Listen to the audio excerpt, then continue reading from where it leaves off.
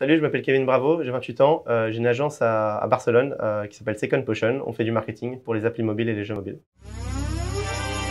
Oh ouais, c'est la culture là, ouais. Bon, là c'est le moment où tu vas apprendre grave des choses. Ah mais t'inquiète même pas. Même t'es venu comme ça. Bah ouais frère. En fait, ça fait déjà quelques mois, bientôt un an, que je suis sur les cryptos. En fait, j'ai commencé un peu comme tout le monde, c'est-à-dire j'ai entendu parler d'une tendance sur le dernier shitcoin, genre Shiba, ce genre de choses. J'ai mis de l'argent, j'ai perdu de l'argent. Puis j'étais un peu frustré, je me suis dit, comment ça se fait que j'ai perdu aussi vite mon argent? Donc j'ai voulu comprendre comment ça marchait derrière la scène. Et c'est là où j'ai passé beaucoup de soirées et beaucoup de temps à lire des documentations, comprendre comment ça marche la crypto, la blockchain, pourquoi est-ce que les gens ils s'excitent autant sur ces tokens. Et j'ai réinvesti un peu d'argent doucement. En fait, j'y allais beaucoup plus avec précaution. Et au fur et à mesure, je me suis rendu compte que ça pouvait être un moyen pour moi de faire un complément de revenus, bien sûr à risque. J'utilisais toujours de l'argent que j'étais prêt à perdre, un peu comme le casino finalement. Mais puis au fil des mois, je devenais de mieux en mieux. Et en fait, j'ai commencé à gagner de l'argent de façon assez constante et assez régulière. Et du coup, bah, j'ai continué. Et maintenant, je passe, on va dire, 30% de mon temps à lire des docs sur les cryptos et à suivre les actus dessus. Alors le play to earn, c'est assez marrant. Faut savoir que la crypto, ça a commencé assez basique hein, avec le Bitcoin. Et ensuite, il y a eu des nouvelles blockchains comme l'Ethereum qui sont arrivées et qui ont permis de faire plus que juste de l'échange de monnaie. Ils ont permis de faire ce qu'on appelle des smart contracts. En fait, un smart contract, de façon simple, c'est comme une application, c'est comme un site web qui permet de faire des choses différentes à chaque fois qu'il y a une transaction qui est exécutée. Et à partir de là, des gens qui se sont rendus compte qu'ils pouvaient aussi faire des autres utilités, c'est-à-dire pas se concentrer juste sur des transactions, mais aussi permettre de créer des assets, en fait des objets digitaux qui étaient signés, authentifiés et qui avaient un seul exemplaire chacun. Donc là, on parle des NFT. Donc en fait, un NFT, c'est simplement un asset digital, donc ça peut être un screenshot, une vidéo ou même un album de musique qui va être sauvegardé dans la blockchain et qui ne peut être reproduit. C'est-à-dire qu'il a sa propre identité unique. C'est-à-dire qu'il ne peut pas y en avoir deux. C'est comme moi, il ne peut pas y avoir deux Kevin Bravo. Il n'y en a qu'un seul dans le monde. Et à partir de là, les NFT vont pouvoir servir pas mal d'applications. Donc la première dont vous entendez tous parler, c'est les images qui valent des centaines de milliers de dollars. Mais ça, c'est un peu de la spéculation, c'est-à-dire je suis sûr que quelqu'un va me l'acheter à 400 000 alors que j'ai acheté à 200 000. Mais il y a d'autres usages pour les NFT qui ont plus de valeur et qui se trouvent dans les play to earn. En fait, un play to earn, c'est un jeu qui va vous permettre de gagner des tokens ou de la monnaie. Je reviendrai là-dessus dans une seconde. Mais en gros, qui vous permet de façon assez constante de gagner quelque chose en jouant au jeu. Donc, à première vue, ça sonne un peu absurde. Pourquoi est-ce que quelqu'un me paierait pour jouer? Mais il faut savoir que le système d'un play to earn fonctionne comme ça. C'est-à-dire que eux, pour créer de la valeur, ils ont besoin d'offrir de la valeur aux utilisateurs. Parce que plus ils passent de temps et plus ils font des transactions dans la chaîne dont je vais en parler, et plus ils vont gagner de l'argent. Donc en fait, un play to earn, de façon simple, c'est comme si vous jouez à Candy Crush, mais au lieu de devoir payer des packs de bonbons pour avancer dans un niveau, en fait, ils vous donnent de l'argent à chaque fois que vous réussissez à compléter un niveau.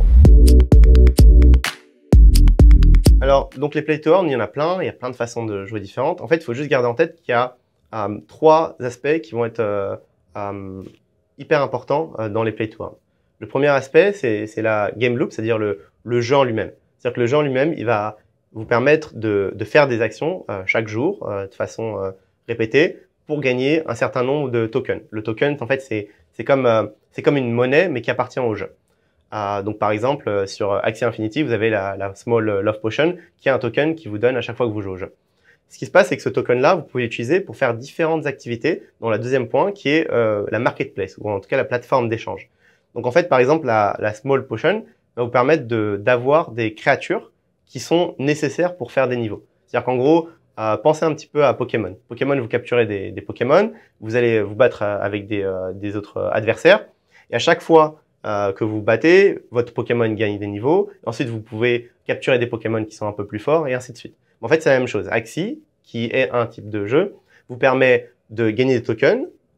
Donc en fait, c'est comme de l'argent dans Pokémon pour acheter des Pokéballs. Ensuite, vous pouvez avoir des créatures qui sont plus puissantes avec le temps. Et ensuite, la troisième partie, c'est la marketplace, c'est l'échange. C'est-à-dire qu'une fois que vous avez récupéré ces créatures et que vous les faites évoluer, vous pouvez aussi les vendre. Donc par exemple, une créature niveau 1, elle aura moins de valeur qu'une créature niveau 10 ou niveau 100. Donc si vous avez réussi à, je sais pas, à avoir une créature, à capturer une créature qui est super forte, qui est niveau, je sais pas, 50 et qui est rare, bah vous allez pouvoir la vendre à une valeur qui est plus élevée que la valeur dans laquelle vous l'avez eu quand vous l'avez récupérée, ou bien une créature qui est basique niveau 1. Et tout est là-dessus en fait. C'est-à-dire que la première façon de gagner de l'argent, c'est de gagner des tokens. Les tokens, vous pouvez les échanger contre une monnaie, par exemple, de l'Ethereum ou du Binance Coin, selon la chaîne dans laquelle le jeu est. Et en fait, ce token-là, vous pouvez l'échanger contre du dollar. Vous pouvez le retirer sur une plateforme comme Binance, et là, vous avez vraiment de l'argent réel. C'est-à-dire que le token est passé d'un token à une monnaie qui est connue, genre comme l'Ethereum, et ensuite, ça passe à du dollar. Et là, vous pouvez retirer de l'argent. Donc, la première façon, c'est de gagner des tokens en faisant des tâches et des actions dans le jeu. La deuxième façon, c'est de récupérer des créatures, donc de breed, donc en fait de créer des créatures avec des objets ou des potions, ou bien de trouver des créatures dans le jeu, ou bien de gagner des rewards, qui sont des NFT, donc qui sont des objets que vous pouvez échanger, et vous pouvez les vendre sur la marketplace. Donc en fait, en vendant un objet enfin une créature sur la marketplace, vous gagnez de l'argent à ce moment-là, parce que quelqu'un est prêt à vous l'acheter pour un prix, parce qu'il est intéressé par cette créature. La troisième façon, c'est d'acheter des NFT et de les revendre plus cher. Donc ça, c'est un peu les investisseurs qui ont un peu plus d'argent ou les gamblers, enfin ceux qui aiment bien le casino. Ils vont voir un potentiel sur un projet, ils vont voir une collection de NFT qui va les intéresser, ils vont se dire « Ah ben moi, je vais acheter une centaine de créatures sur cette collection-là et je vais les revendre fois 5 plus tard parce que ça va prendre de la valeur, parce que le jeu va prendre de la valeur. » Maintenant, le point important, c'est pourquoi les NFT prennent de la valeur et pourquoi est-ce que les gens sont prêts à les acheter. Les NFT prennent de la valeur parce qu'ils ont eux aussi une utilité. Donc par exemple, Axie, chaque NFT va vous permettre de gagner des tokens de façon plus ou moins rapide ou de faire des tâches différentes. Okay, il y a des jeux où vous allez pouvoir acheter des navettes spatiales qui vont avoir une vitesse de pointe qui est plus élevée ou des canons qui peuvent attaquer vos ennemis de façon plus rapide ou de la protection, etc. Et donc du coup, faut imaginer que vous allez commencer peut-être en jouant gratuitement et gagner quelques tokens, mais au bout d'un moment, les gros joueurs, ceux qui veulent gagner des grosses sommes, ils vont vouloir avoir les meilleurs équipements, les meilleurs monstres, les meilleures navettes pour pouvoir gagner plus d'argent plus vite. Et donc, c'est là où tout le système fonctionne. C'est-à-dire que vous, en jouant, même si vous jouez gratuitement et vous y gagnez juste des tokens, en utilisant vos tokens pour acheter des items, les revendre, etc., vous participez à ce marché, cet écosystème qui permet de générer du volume de transactions. Okay, et tout est basé là-dessus. Parce que Axie Infinity et tous les autres jeux prennent un pourcentage sur chaque transaction. Ce pourcentage-là, il est matérialisé en forme de token, mais il représente une valeur en dollars. C'est-à-dire que par exemple, s'il y a $1 million de transactions sur leur marketplace avec leur token et qu'ils prennent 5%, ça leur fait 50 000 $. Et du coup, ces 50 000 $, tous les jours, ça leur fait un revenu, une valeur monétaire qu'ils peuvent réutiliser pour faire différentes choses, pour pousser le jeu, faire du marketing, etc. Donc tout l'intérêt pour eux, c'est que vous gagnez des tokens. Tout l'intérêt pour eux, c'est que vous puissiez contribuer au système en gagnant des rewards. Donc là, on est sur un changement de paradigme où on a été en premier sur les pay-to-play, donc les jeux qu'on connaissait avant où tu achetais le CD et puis c'était réglé. Ensuite, on avait les free-to-play comme Fortnite et Roblox, etc., où tu peux commencer à jouer gratuitement, mais ensuite, si tu veux avoir des skins un peu cool, etc., bah, il faut payer. Maintenant, on est sur les play-to-earn. C'est-à-dire que c'est la prochaine génération, sur les prochaines années, où tu pourras quand même acheter des items, mais le point principal du jeu sera de te récompenser pour ton temps de jeu. Des play to earn, je me suis rendu compte que c'était vraiment un autre jeu, c'était vraiment un autre concept. Donc j'ai fait beaucoup de recherches pour comprendre quels sont les jeux, combien est-ce qu'ils offrent en termes de tokens, à combien ça correspond en termes de dollars, en termes de temps. Et là j'ai commencé à vraiment m'intéresser, à me concentrer sur quelques jeux. C'est-à-dire que je jouais pas à 40 jeux, je jouais à 2-3 jeux. Et j'ai commencé aussi à investir sur les assets que proposaient ces jeux-là. Donc la Sandbox, il y a eu beaucoup de bruit autour de ce projet-là. En fait, c'est ce qu'on appelle un métaverse, c'est-à-dire c'est un univers qui est géant, qui est une sorte de map immense comme Minecraft, où chaque personne qui possède une parcelle de terrain peut créer une expérience sur sa parcelle. Donc par exemple, demain, je sais pas, vous êtes Adidas, vous êtes au centre de la map, bah, vous pouvez décider de faire un shop Adidas dans le métaverse, donc les gens peuvent venir visiter, voir les baskets qu'ils aiment, etc. Et en fait, The Sandbox ça a explosé parce que tout le monde pense que métaverse c'est le futur. Sur une certaine mesure, ça a du sens. Et dans ce cas-là, The Sandbox, moi j'y ai cru parce que je me suis dit, bah, la valeur d'une parcelle, c'était 1000 $, je crois. Un truc comme ça, 1000 $, ça fait 800 euros. Et je me suis dit, bah, en fait, ça vaut peut-être le coup d'en acheter une maintenant parce que le token, il est assez bas en termes de valeur. Et la parcelle, elle est à 1000 $. Mais s'ils arrivent à compléter les targets, enfin les objectifs qu'ils se mettent pour les prochaines années, à ce moment-là, ça va valoir beaucoup plus. Et puis j'ai regardé, j'ai vu que Ubisoft investissait dedans, qu'il y avait quelques marques de vêtements, Binance et puis des autres gros projets. Donc je me suis dit, bah, si eux, ils croient en ce projet-là, il y a des chances, il y a une probabilité que le projet marche. Donc j'ai acheté une parcelle de terrain. La parcelle de terrain, je l'ai acheté 1000 $. Je l'ai revendue pour environ entre 10 et 12 000 $. Donc c'est-à-dire j'ai fait genre x 10, x 12 dessus sur l'espace de 2 mois. Qu'est-ce que j'ai fait? J'ai juste acheté la parcelle, j'ai cru au projet, j'ai pas regardé le prix, il est descendu, il est remonté, etc. J'ai laissé tourner, et puis au bout d'un moment, bah, quand ça a commencé à prendre de l'ampleur, je me suis dit c'est là où je vais le vendre, et puis là j'ai fait mon profit. Et en fait, c'est là où on se rend compte d'une chose, c'est que c'est pas une science sûre. C'est-à-dire que c'est pas parce qu'un projet a l'air cool ou parce que vous pensez que le jeu est sympa et qu'il va marcher que ça va être révolutionnaire. Par contre, il y a souvent des indicateurs qui vont être qui investit dessus, quel est le concept du jeu, est-ce que c'est proche d'un concept existant. Donc par exemple, le prochain Call of Duty en crypto, bah il va sûrement faire un tabac parce qu'aujourd'hui tout le monde joue au FPS. Donc si vous me dites bah tu peux jouer à Call of mais tu peux gagner de l'argent en même temps, ça va être génial. Donc du coup, j'essayais un peu aussi de me projeter, de me dire quels sont les jeux qui marchent aujourd'hui, qui pourraient marcher éventuellement sur la blockchain. Et donc, pour répondre à la question, moi j'ai commencé juste en investissant un petit peu d'argent sur quelques tokens et sur quelques projets. J'ai laissé pendant quelques mois. J'ai pas investi sur beaucoup de projets. J'ai pas attendu des rendements sur 3 jours. Ça sert à rien. Vraiment, j'ai investi. J'ai laissé quelques mois. Là, je fais plein d'argent et maintenant, je peux tester sur des courts termes. C'est-à-dire, principalement, la meilleure façon de gagner de l'argent sur les jeux, c'est d'être là au début. Parce qu'au début, c'est là où il y a les plus gros bénéfices, revenus que vous pouvez faire sur le jeu. Et puis, plus il y a de joueurs et plus les bénéfices sont dilués sur la population, donc ça devient un petit peu plus difficile. Donc, faut pas être seulement accroché à un seul jeu, il faut essayer de comprendre comment ça marche partout. Et puis, pas commencer forcément avec de l'argent, mais commencer en free-to-play. Tester le jeu, comprendre comment ça marche, les mécaniques, avant d'investir de l'argent et puis de prendre des risques. Parce que ça, c'est important. Quel que soit le jeu et quelle que soit la valeur, la promesse, à tout moment, vous pouvez tout perdre. Parce que la crypto, c'est volatile et que vous êtes dépendant des autres investisseurs. Si demain, tout le monde veut vendre, bah, ça descendra à zéro. Donc, il faut aussi pas avoir peur de voir son argent descendre. Il faut être prêt à investir un montant sur lequel vous êtes confortable de voir des grosses fluctuations. Parce que moi, par exemple, j'ai vu, à un moment, j'avais investi sur un token, c'était 10 000, c'est descendu à 2 000, donc j'ai moins 80%, et puis après, c'est monté à 15 000, et je me dis, bah voilà, ça vaut le coup.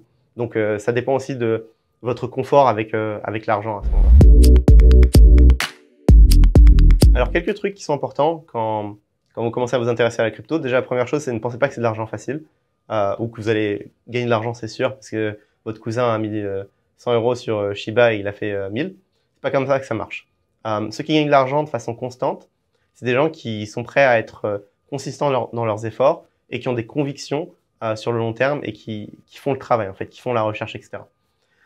Si vous suivez juste les tweets tendance et vous pariez sur la prochaine crypto, vous avez 50% de chance de gagner peut-être de l'argent et 50% de chance de tout perdre.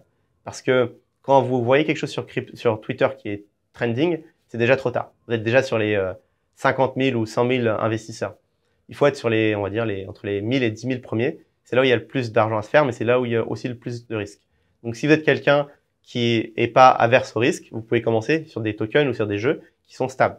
Par exemple, Axie Infinity, Illivium, des jeux qui ont déjà un gros market cap, c'est-à-dire qui ont beaucoup d'investisseurs, et où le prix va fluctuer de façon moins rapide. Et il y a moins de risques que vous perdez tout du jour au lendemain.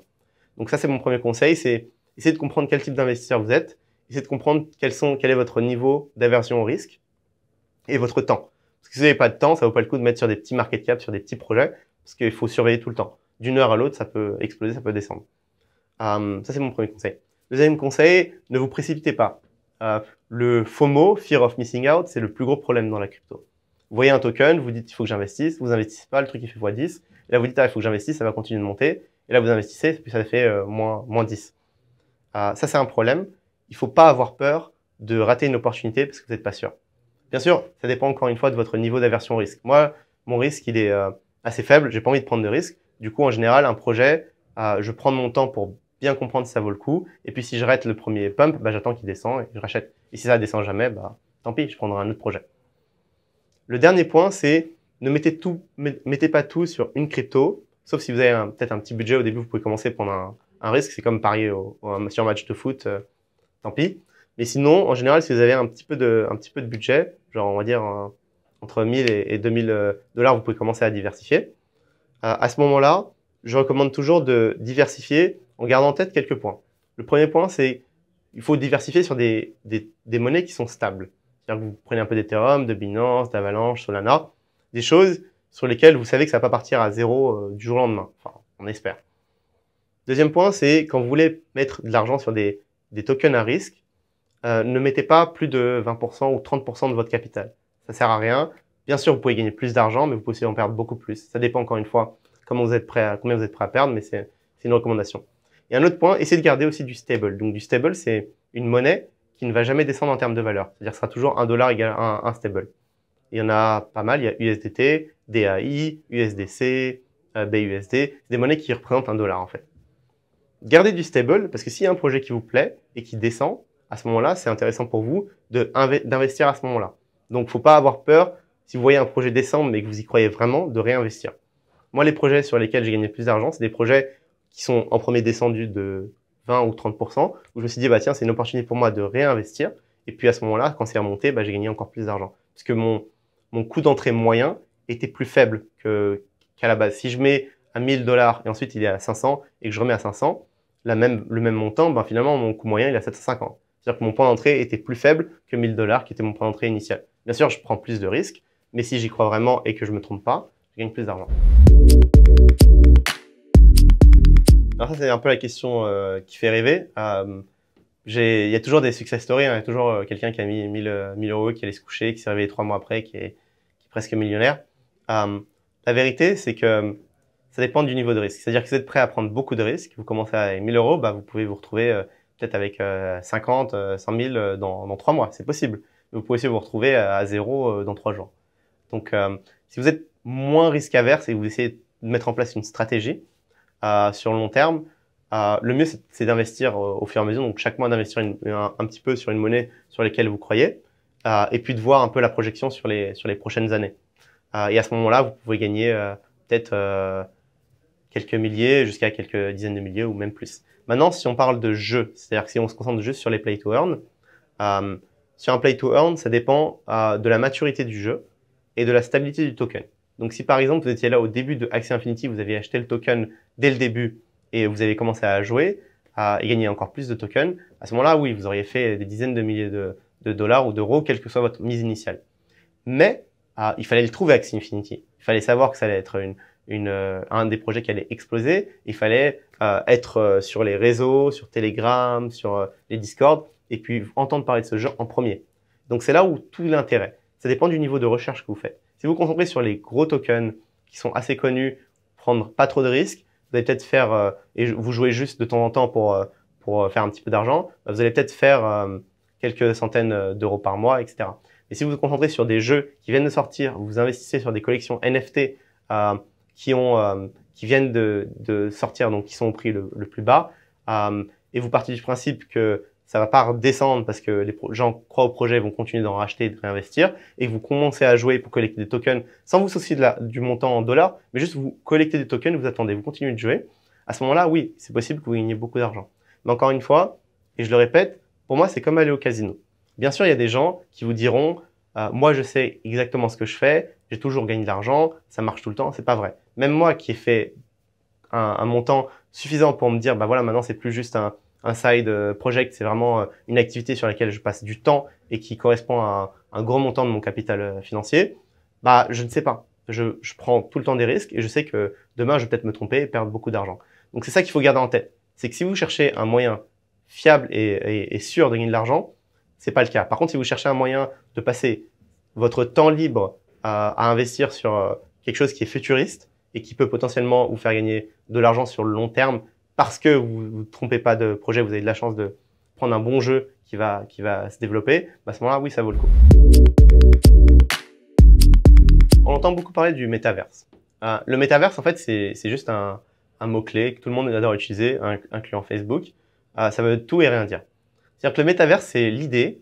Et si vous n'avez pas vu le film Ready Player One, vous pouvez regarder Ready Player One. Ça vous donne une très bonne explication sur le métaverse.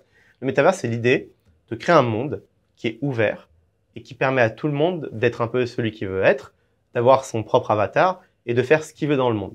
C'est-à-dire qu'il peut jouer à différents jeux, il peut aller dans un bar, jouer aux fléchettes, etc. Donc c'est vraiment ce côté, cette approche un peu deuxième planète Terre, ou comme Second Life en fait, où il va y avoir plein d'expériences différentes et plein de marques différentes qui vont venir et créer leur expérience. Donc par exemple, il y aura Ubisoft qui fera une expérience Assassin's Creed, et en fait, en sortant de l'expérience Assassin's Creed, vous allez marcher virtuellement dans le métaverse, et vous allez aller dans la salle de cinéma pour regarder un film avec vos potes, vous détendre, que ce soit avec le casque ou juste sur l'ordi ou sur le téléphone. Donc le métaverse, c'est vraiment ce côté, créer un univers qui est persistant, qui est continuellement en train de se développer, et qui va vous permettre de faire plein de choses différentes et pas juste jouer à un jeu. C'est ce qu'essaye de faire Roblox, c'est ce qu'essaye de faire Fortnite. Ils créent ces expériences, ils créent ces univers, ils amènent ces marques dans leur jeu pour créer des partenariats, etc. Pour justement créer un peu ce côté, cette approche métaverse. La raison pour laquelle les gens sont hypés maintenant, c'est parce qu'ils pensent que c'est le futur du jeu vidéo, c'est le futur de l'entertainment. Dans ce cas-là, et même Facebook y croit. Moi, personnellement, je pense que c'est intéressant et je pense que il va y avoir des expériences comme ça qui vont exister, mais sur le long terme. C'est-à-dire que je ne pense pas que ce sera le cas en 2022. Maintenant, ce qui est intéressant avec le métaverse, et pourquoi c'est intéressant de se concentrer dessus et de faire de la recherche, parce qu'il y a un potentiel de revenus sur cet univers qui va être énorme. Pour quelques raisons.